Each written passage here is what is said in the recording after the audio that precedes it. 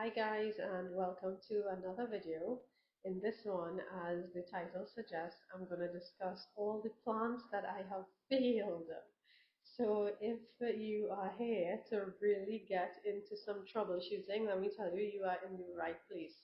Now, I don't think all is lost because when I actually sat down to put this video together, in hindsight, I'm thinking, wow, now I could clearly see where all my mistakes are or were because I tracked back all the way to 2019, and based on what I was doing then, there were so many cringe worthy moments and moments where I could have slapped myself silly for the choices that I made. So I'm hoping now to do better.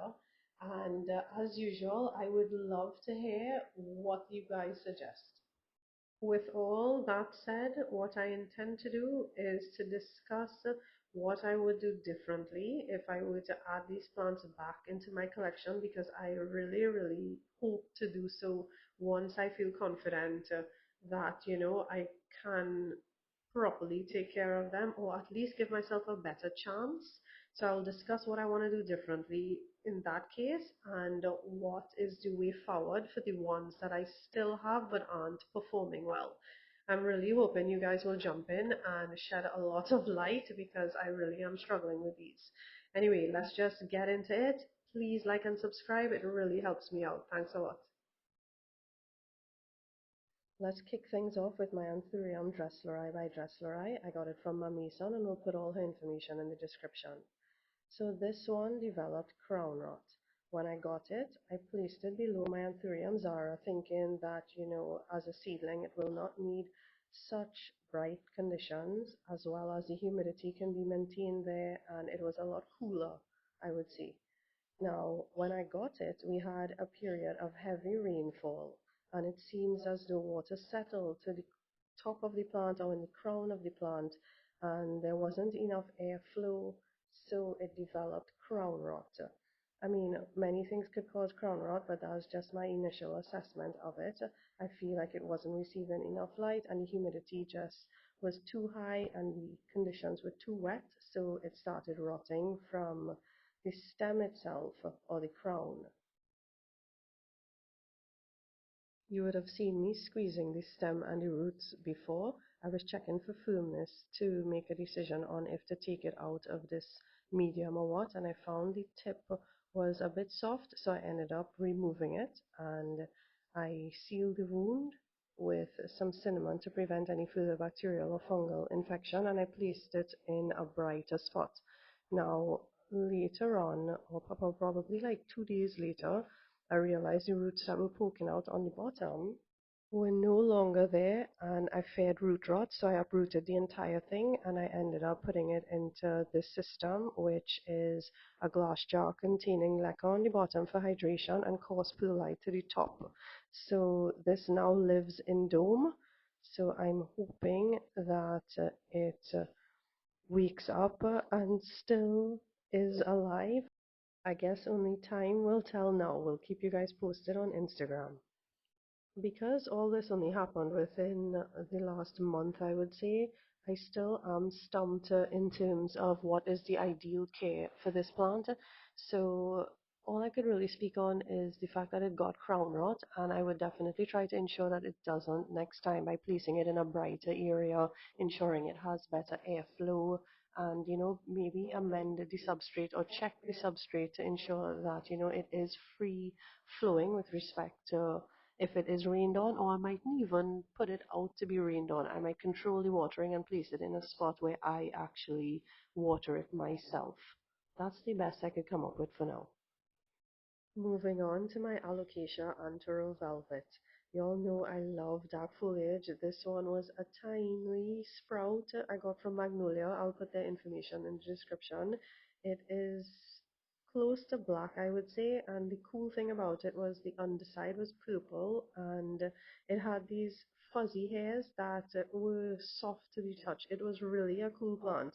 And being so young now, I know with alocasias, they really, really need to be micromanaged, I would say. And I didn't give this one the attention that it deserved. So it is no longer with me. It just melted. I didn't even check the roots or anything when I got it like I usually would and pay attention to the substrate and all the checks and balances. I really just didn't want to mess with it because it was so small, and that was the wrong decision clearly because it's no longer with me. The thing with alocasias, I find having propped them myself or grow them from comb, I find they require a lot of attention. So having this one be imported and then in the care of the local growers and then moving to my home, I feel like the plant was beyond caring for and would have been in a stressful situation where it didn't matter what I did. I feel like, I wouldn't have been able to care for it properly as I just don't have that experience that a grower would. But of course, this is all speculation. In hindsight, I think I would have probably checked the roots and maybe put it in leca and take it out of soil.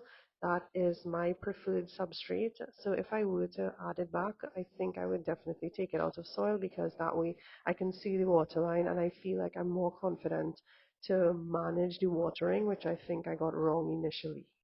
Next up is my variegated micans. Now, I bought this probably around January, February of this year as a one leafer, meaning it only had one leaf on the plant, but it was a sizable leaf. I would say probably three-quarters the size of my palm, and the variegation was really undeniable. I couldn't say no to it. So I added it to my collection, and I would say that it was doing well for about 2 months, and then the original leaf started to brown and wither off, but no new leaf had grown.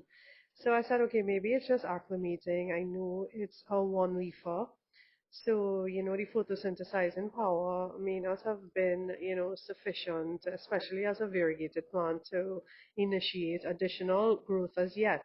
So I just didn't pay it much mind, and then it eventually shed that leaf, and it remained like a wet stick prop. Still, at that point, I wasn't too worried. I just felt like the plant was still acclimating, so I just left it to do its thing for another couple of months, and then I found nothing was happening. So I started to question if it may have been a spent node because I couldn't find a growing eye. So I said, okay, let me still check the roots at that point anyway, and I found like it had really good root growth. So I just potted it back up and left it again in situ, but again, months had passed and nothing was happening. So eventually I noticed that the roots started dwindling because I had it in a clear pot, and I downsized the pot and left it for a couple months again. After that, I contacted the seller and mentioned the issue that I was having, and believe it or not, she took it back and it's now in her care. The seller is SG's Garden Haven, and let me tell you, over the years, I really have developed an awesome relationship with her, and I really did not expect at all for her to suggest that she would take back the plant in the state that it was in and restart it for me and keep me posted. I am so grateful because I'm really lost and definitely need the pull out when it comes to this plant. In hindsight, I really can't say much because I really have no clue what to do. At this point, you're probably fed up hearing me talk about the philodendron squammy called blood, but I couldn't help but put it in this video again because let me tell you, I lost this one in probably 5 days. No joke. From the day it was imported, I really messed up the hydration process and didn't leave it long enough to hydrate properly. The leaves were still floppy when I decided to pot it up because the root system was looking fine, but I really should have left it in dome or in a humidity chamber for at least 48 hours again before rushing to pot this one up and put it on a pole. Sadly, I don't have any footage of when I did that. This is the only footage that I have, but at least I know now from my September import this year that leaving it as long in the chamber to hydrate really is best practice. So in future, if I do get my hands on this, I hope someone brings it. That's what I'm going to do. Next is one that I have never mentioned on this channel. I think I may have mentioned it on Instagram, but let me tell you, my heart still aches and craves this plant at the same time. It's my Philodendron luxurians that I have unalived. So, I mean, let me just give you a minute to take in how intense this footage is, in that the new leaf emerges exactly as you see it there in that pink. It may be a little brighter, to be honest, but it transitions all the way to the lower right corner green. And it's a movie. Basically, it's a movie to watch it unfold, and I just can't get enough of it, and I wish I could add it back to my collection soon. Okay, so let me take you down memory lane. Just bear with me with this footage. It was taken all the way back in 2022 and is all I have. But just to describe the texture, first of all, it is actually quite leathery, I found. And the colors, this is the funny part. It is pastel but neon at the same time. I really can't explain it. You have to see it to believe it, to be honest. Now, in terms of the care, I had it on the lowest level of my plant shelf. It would receive morning light for about 2 hours. I would say anywhere from 7 a.m. to 9:30 a.m. it was receiving light. It was so happy in that spot. So I was tricked into thinking, okay, this was going to be a regular pillow. It's already doing things, and it hasn't been difficult at all since I got it. And I think I just took it for granted, and that was just a mistake I made. I just assumed that it was going to be low care, low maintenance. Now, mind you, there was a red flag. It was very slow growing in that it would give me probably one leaf every month, month and a half or so, and it never held on to many leaves at once, similar to alocasia, like maybe 3 leaves max. I only have footage with it having 2 leaves, as you would see shortly. But there were signs of, hey, you should probably pay a little more attention, even though you got lucky at choosing a sweet spot for it and it was performing. I just did not pay it any mind. So what happened was I tossed it out into my garden, into the elements, and it started getting rained on. And at first, it continued to push leaves, leaf after leaf. And again, I wasn't paying it much attention, but it clearly needed to be managed better. Because this happened, it was rained on too much, the soil stayed wet for too long, and I got root rot. So I had to completely uproot it. It had lost all its leaves at this point, as you can see here, and I was treating the roots and cutting off any dead ones and prepping it to be repotted and placed in a spot where I could have managed the watering. Now, over time, it did give me a sign that it would still make it, which you can see here. So I was super happy at that point. I was like, yes, I'm not going to lose it. This is a bit I posted on Instagram about the conditions that it was coming back in, and the humidity was 50 to 60%.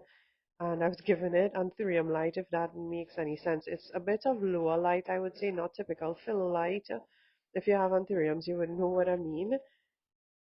And here is the moment where I cringed to my core and I could have slapped myself silly. I changed the setup from originally growing it or trying to reestablish it in soil to putting it in pond. Now, why I think this was just the cause of failure with this plant is because when a plant, well, this is just in my experience, of course, when a plant is already struggling in a substrate that it has grown in for, I would say, probably 8 months, which was soil at that point, why did I think to put the plant under even more stress and change the substrate to have it go through an adjustment period now, besides, well, alongside just trying to survive? That was just pure idiocracy in my mind. So let me elaborate a little bit. Basically, at the time, this was 2022, I had finally gotten my first bag of pond from Amazon. I will put the link in the description, and there is so much information on this product on Amazon that you can refer to. So you could always just follow up on the link for any additional information on the product if you desire. So because I had finally gotten my hands on the pond, I remember clearly thinking how great it was working for alocasias in terms of just buffering me from either overwatering or underwatering or any watering issues per se, because the substrate sort of just does all the work for you. You just water it, and it really was like magic to use it for alocasias. So I just assumed because this plant was giving me issues in terms of watering that it would be best to switch to pond. And guess what? It gets worse. After going through all the motions in the ocean to sterilize the section all over again, I then switched it to leca at the bottom, so leca reservoir, and moss at the top. And just to fast track you through this rubbish, again, I transitioned it. Well, I tried to reestablish it into a third substrate, which obviously failed. So my 2022 self clearly was a hot mess. Now, at the same time, I know we live and we learn, and I'm seeing all of this in hindsight now, 2 years after. And yes, I am grateful for the experience that I have gained over time. But oh gosh, boy, I feel like I didn't even give the plant a chance looking back. And, I'm really hoping to do better if I do get it back into my collection. But before I get all confident again, wait till you see this. Would you believe it? I put it back in soil. So clearly, I deserved to lose this one after spending how much ever, the price of plants back then. So, I needed to get a clue and I didn't. But now I'm hoping that I do. So, I'm looking to the future. But oh gosh, I really, really could kick myself for this one. Okay, so here comes another long story. So I had gotten my alocasia Jacqueline last year from Green Bay. I'll put their contact information in the description. And they had given me the option to acquire the plant unpotted because they knew I was growing in semi-hydro. At that time, I jumped at the opportunity and obviously I took it bare root and I was so thrilled and overconfident to have this potted up in Leca. So I didn't hesitate to go pick it up on the day they released it, and I quickly set it up in leca. And to the top, I actually placed cocoa coir chunks for additional humidity. Please excuse the annotations. This is footage that I took last year for Instagram, so those are just popping up sparingly throughout. But anyway, I had set it up and it failed. Very soon after, believe it or not, Green Bay released another batch and I was able to get another one and give myself the second chance to fail, I would say again. But basically I got a really, really well established plant. It was beautiful. It was full.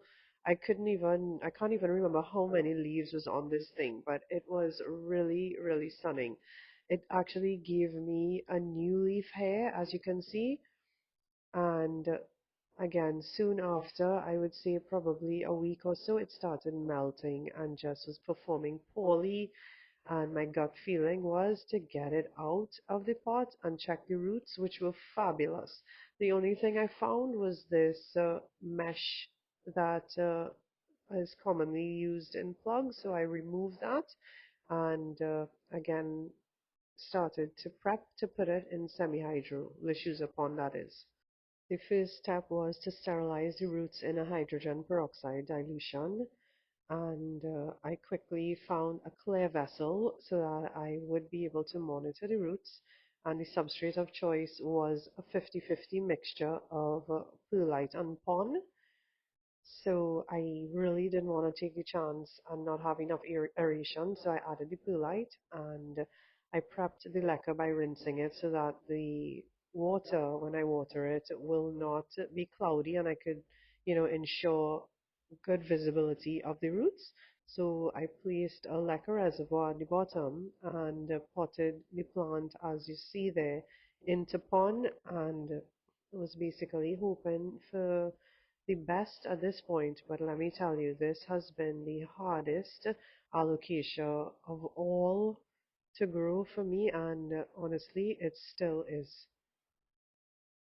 So imagine my excitement when I saw these new roots after potting it up after I would say maybe a week and a half, and I had lost I think maybe two leaves, and soon after a new one started coming.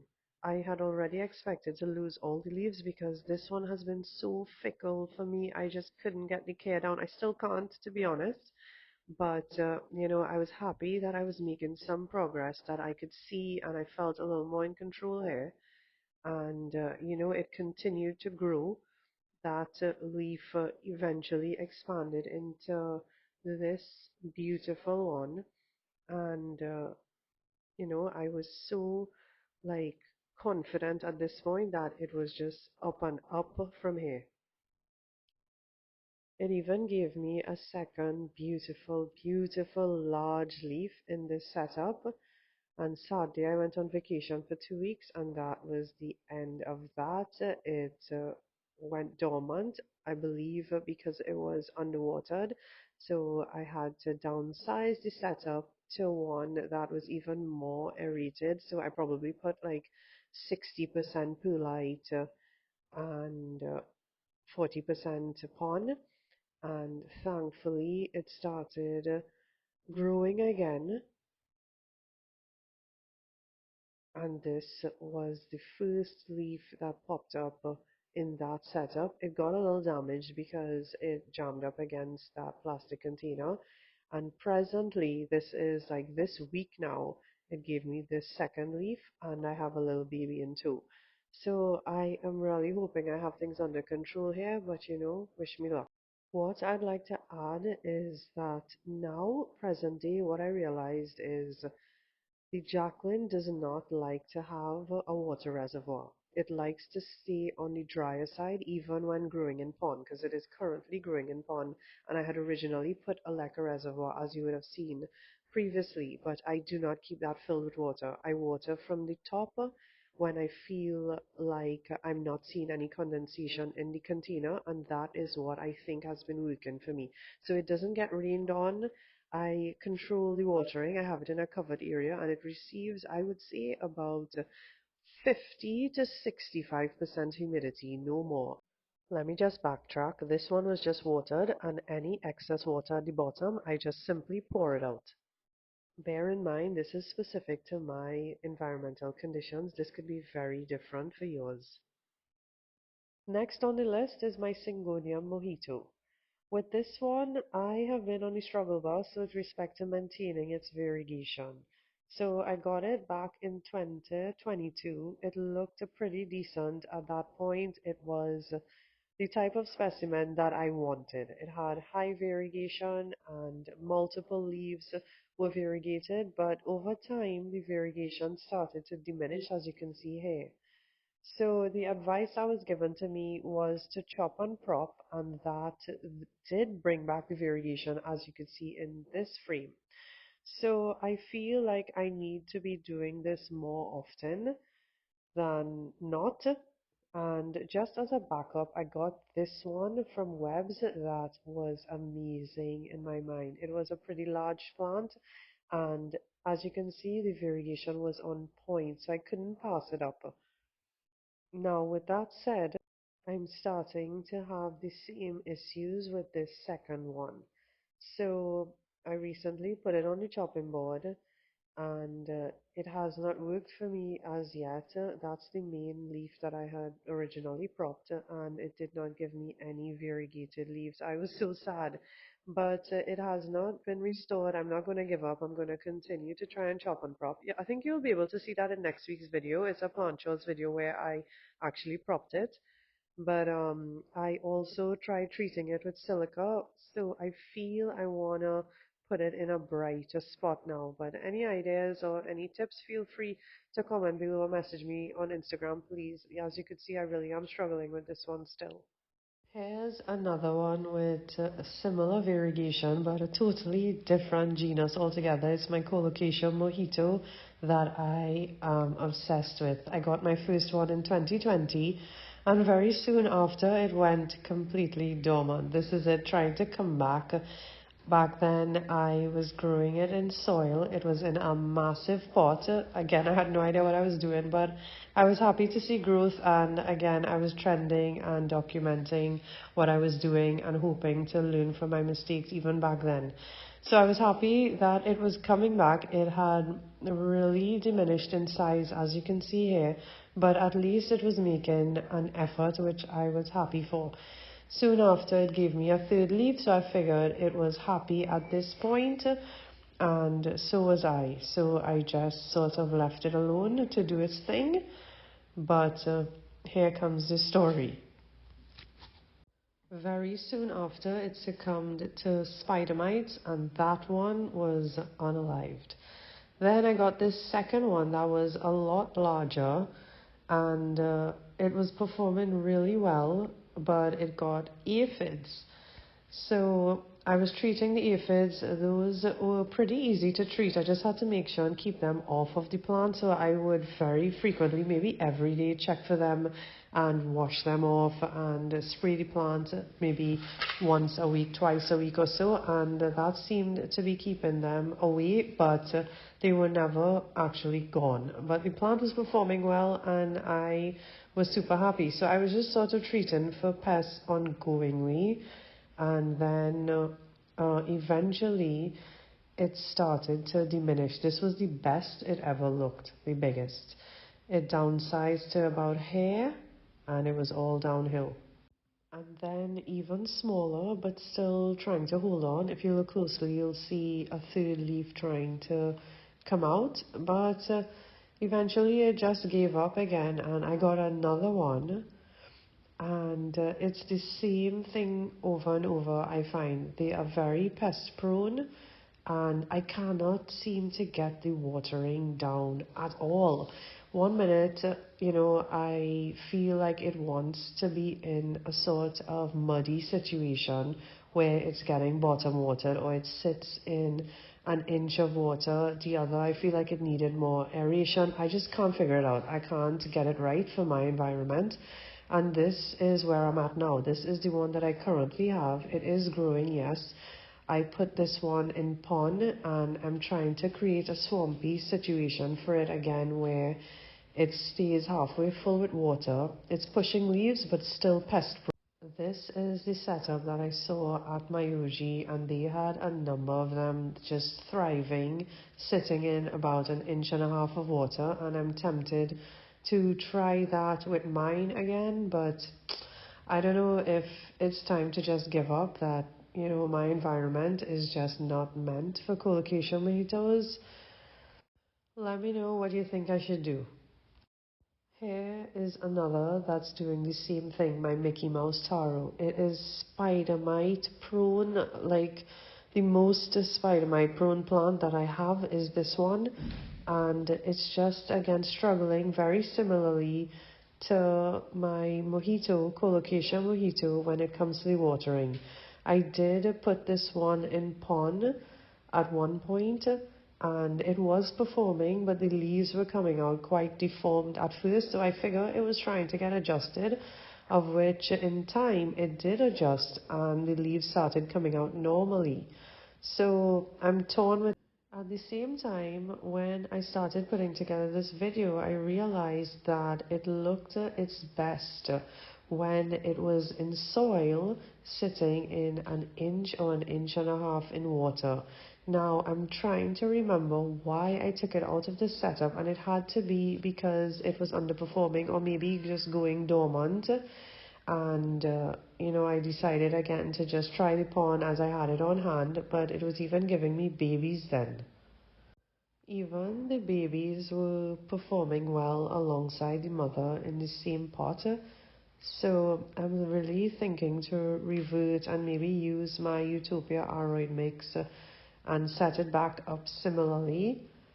And hopefully the plant should, bounce back. But again, I'm torn. You can hear it in my voice. I'm guessing my way through in terms of what to do. I would love to hear what you would do if you were in my shoes. And last but not least is the story of my Anthurium luxurians by Crystallinum that I got probably 1 month ago for the most.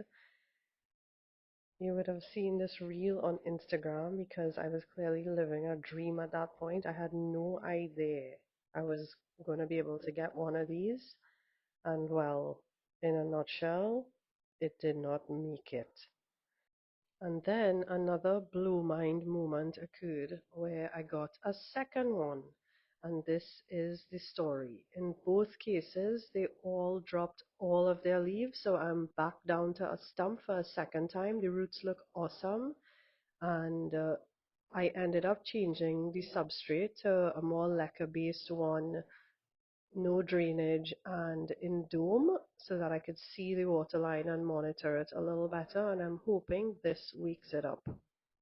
I know hearing no drainage is going to make some people tweak, but I will save that explanation for another video, the pros and cons of drainage versus no drainage. Let me know if that interests you. But this week, it has been in dome, I would say, for a week, and I checked on it 1 week after, and it's still here. I haven't seen any new roots, but I did see this little bulge on the side that gives me a glimmer of hope that maybe it is waking up. And just like that, we're at the 30-minute mark for this video. I don't want to make it too long, so I decided that I'm going to make this a two-part series. So next week, you can look out for part 2. I hope you enjoyed this one, and I do look forward to your feedback, even if it's a bunch of laughs. But, I'm here to get the conversation going about anything planty, and I appreciate you guys so much tuning in. So I'll see you in the next one.